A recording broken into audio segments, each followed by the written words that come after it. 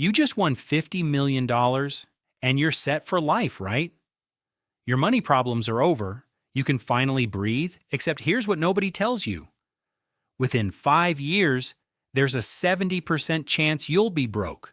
Not just back where you started, but worse, deeper in debt with relationships destroyed, and some winners even wish they'd never bought that ticket. The wildest part isn't bad luck, it's neuroscience, because your brain becomes your worst enemy the second that money hits your account. What I'm about to tell you explains why sudden wealth destroys people, and the psychology behind it affects way more than just lottery winners. It's about anyone who's ever dreamed that one big break would solve everything. Money doesn't solve your problems, it amplifies who you already are. If you're responsible with $50,000, you'll probably be okay with $50 million. But if you're impulsive with $500, that $50 million is a ticking time bomb. Psychologists call this sudden wealth syndrome, and it hits lottery winners, inheritance recipients, athletes who sign massive contracts, and startup founders who sell their companies. Anyone who goes from normal to wealthy overnight experiences the same shockingly consistent psychological destruction. The moment you win, your brain floods with dopamine, and your reward system lights up like a Christmas tree. Studies using brain imaging show that anticipating a large financial gain activates the same neural pathways as cocaine, not similar, the exact same pathways. Your nucleus accumbens fire so hard that rational thinking basically shuts down, and the prefrontal cortex, the part responsible for planning and impulse control and long-term thinking, gets temporarily overwhelmed. You're literally incapable of making good decisions in this state, and this is exactly when you need to make the most important financial decisions of your life. Hedonic adaptation kicks in almost immediately.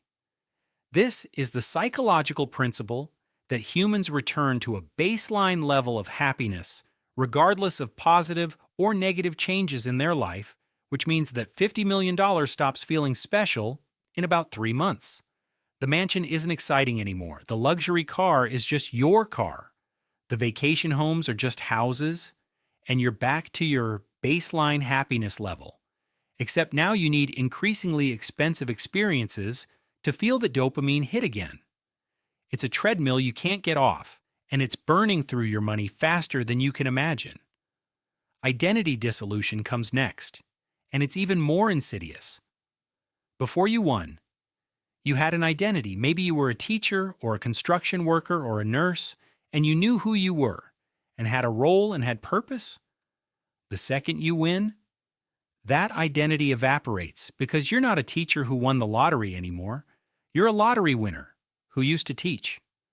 Research from the Journal of Personality and Social Psychology shows that sudden loss of occupational identity correlates with increased rates of depression, anxiety, and substance abuse. Because humans need purpose more than they need money.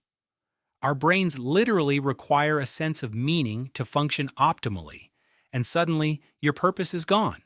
You have no idea what to do all day or who you are when you're not working, and most lottery winners can't answer these questions. Every relationship you have changes permanently the moment word gets out.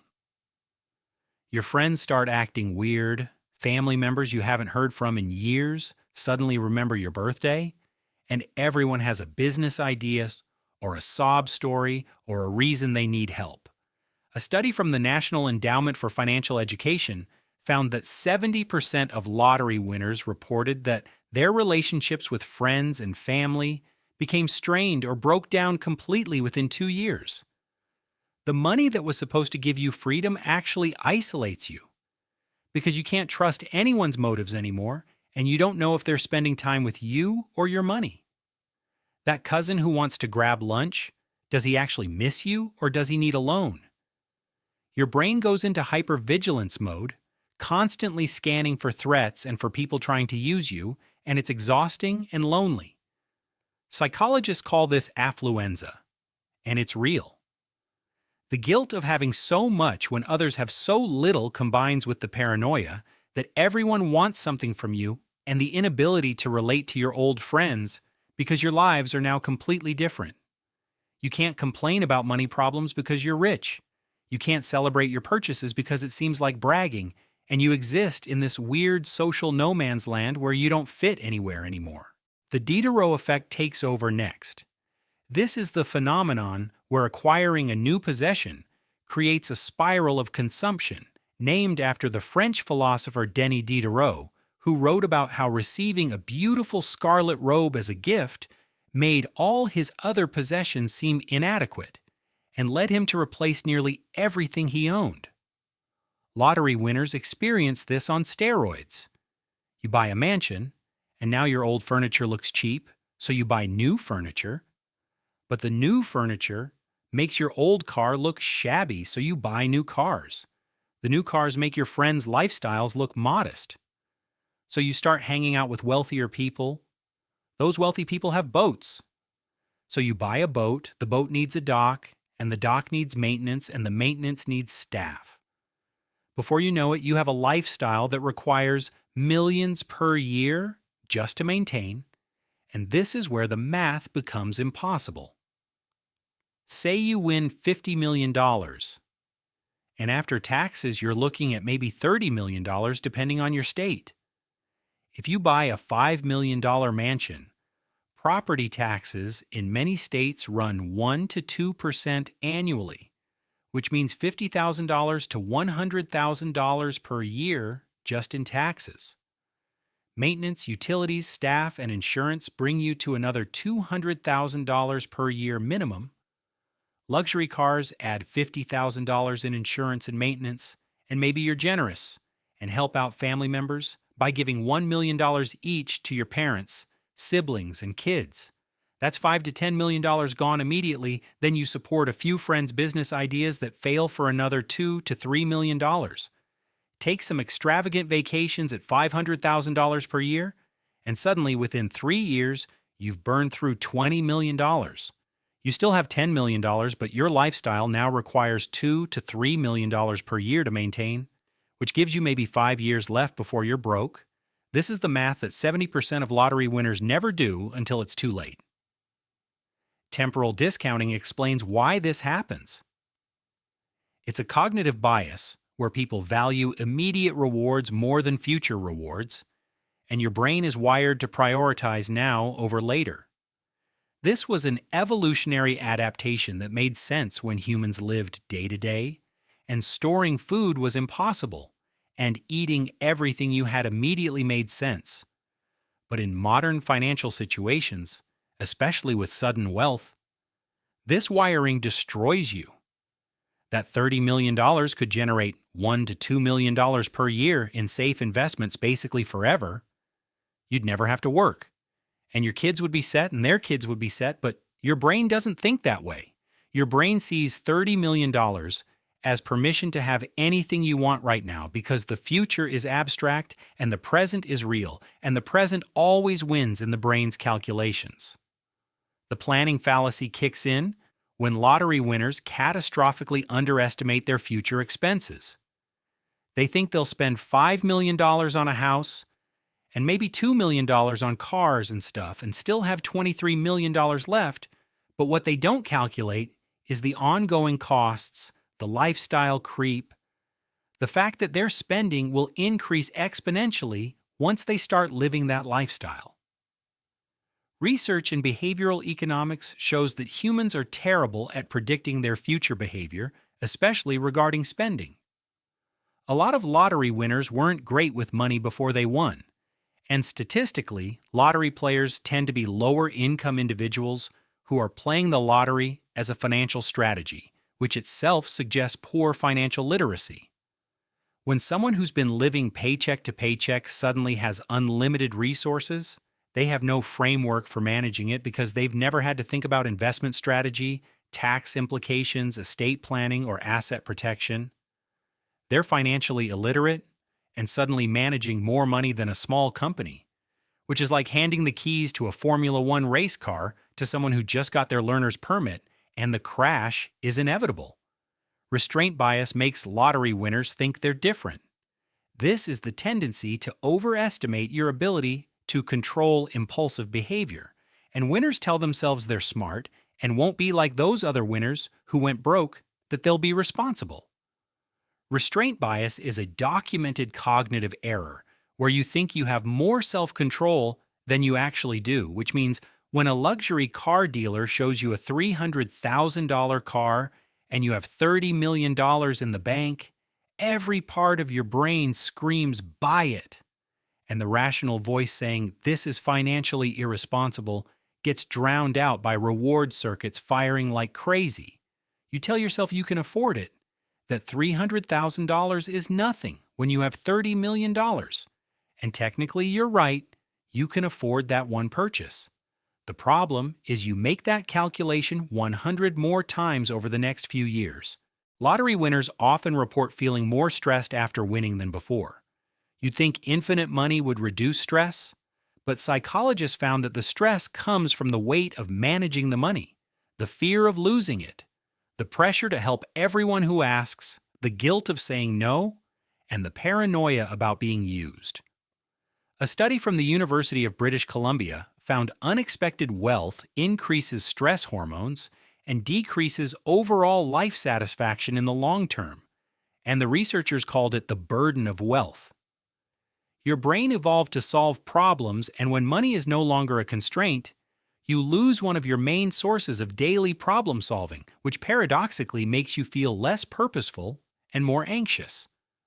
The spotlight effect makes lottery winners overestimate how much other people are thinking about them and their money.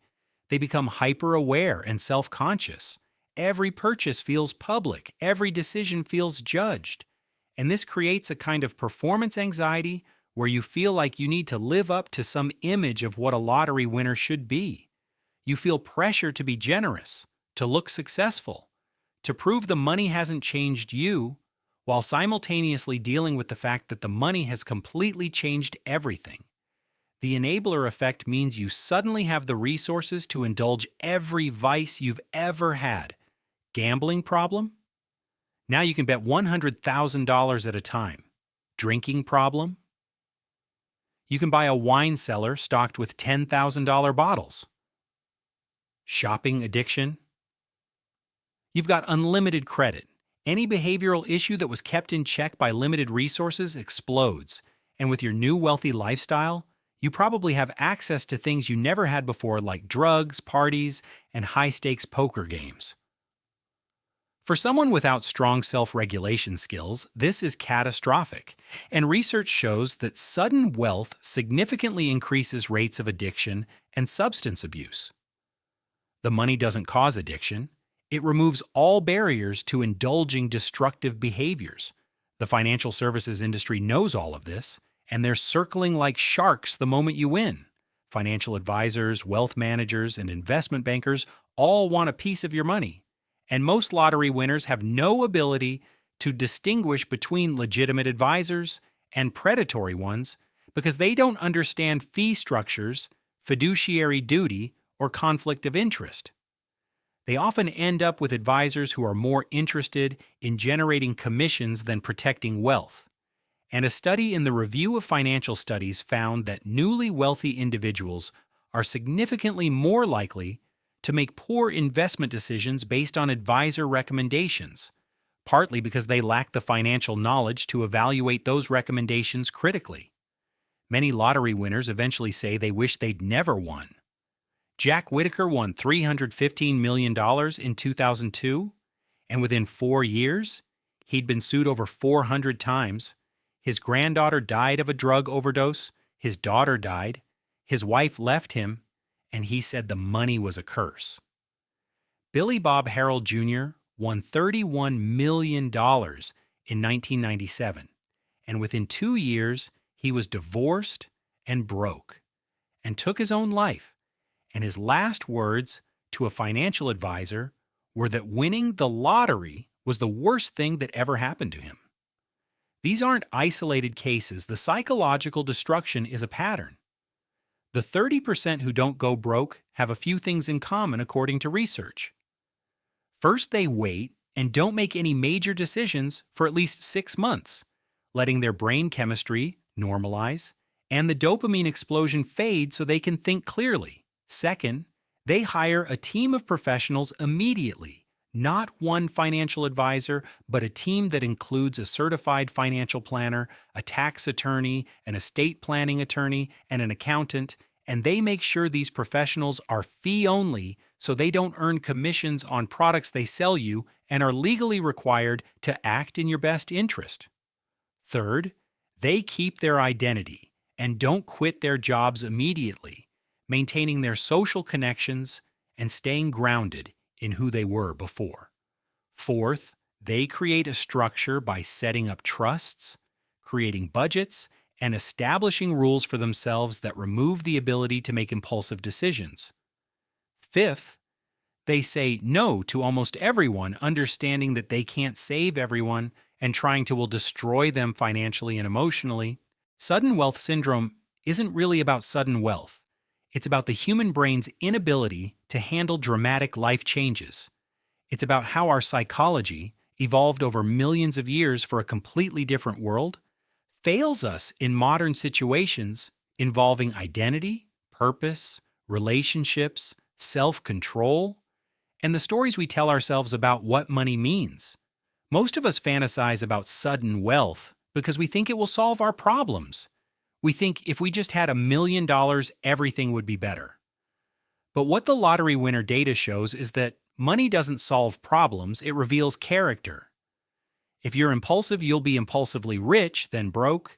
If you're addictive, you'll fund your addiction into overdrive. If you're generous to a fault, you'll give everything away. And if you're anxious, you'll find new things to be anxious about. The money is just a multiplier of who you already are. That's the most important lesson here. If you want to handle sudden wealth, start by handling your current wealth better. Whatever you have right now, are you managing it well? Do you have impulse control and understand delayed gratification? Do you have a sense of purpose beyond money? And do you have healthy relationships that aren't transactional? Because if you don't have those things now, no amount of money will give them to you. The lottery winners who succeed aren't lucky twice. They're people who already had the psychological tools to handle wealth. They just didn't have the wealth yet. The next time you dream about winning the lottery, ask yourself if you'd really be in that lucky 30%, or if your brain, your relationships, your sense of identity, and your lack of financial knowledge would conspire to destroy you. The data says there's a 70% chance it's the latter. And that's not pessimism. That's just understanding how your brain works. If this completely changed how you think about money and sudden success, smash that subscribe button, because this channel is about the psychology that most people never learn about themselves. The stuff that quietly runs your life whether you know it or not.